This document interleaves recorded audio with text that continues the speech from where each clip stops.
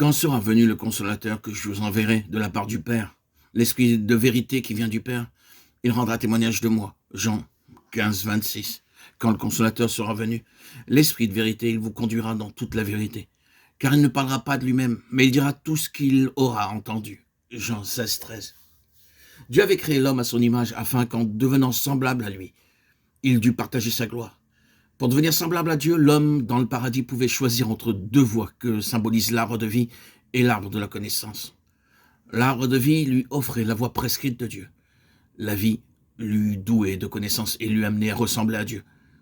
En voulant la volonté de Dieu, en participant à la vie de Dieu, il serait devenu parfait. Satan lui indiqua l'autre voie, lui assurant que la connaissance était avant tout désirable pour devenir semblable à Dieu.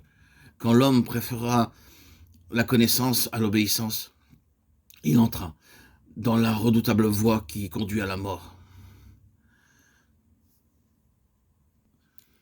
Le désir de savoir s'empara de lui et corrompit sa nature entière.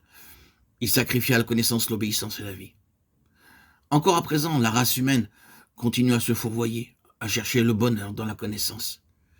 Et c'est dans le domaine religieux surtout que l'homme subit l'empire de cette funeste illusion.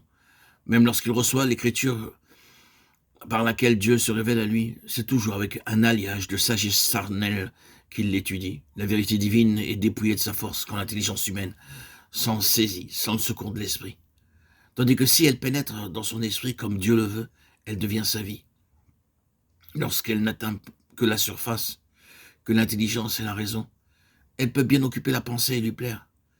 Mais tandis qu'on attend d'elle une heureuse influence, sa force est réduite à celle de la sagesse humaine, qui n'atteint pas la vie de l'esprit. Il y a une vérité naturelle, toute humaine, une vérité d'intelligence et de sentiment qui n'est que l'ombre de la vérité divine. Celle-ci, au contraire, est effet et vérité. Elle fait saisir et posséder ce qui pour d'autres reste du domaine de la pensée. La loi ne pouvait offrir à l'homme d'autre vérité que cette vérité de type et d'image qui constituait la religion juive, tandis que Jésus lui a apporté la vérité même, la réalité, la vie divine. C'est lui, le Fils unique venu du Père, plein de grâce et de vérité, qui est la vérité. Jean 1, 14, 14, 6.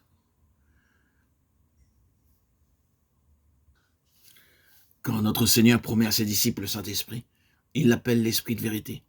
Jean 16, 13.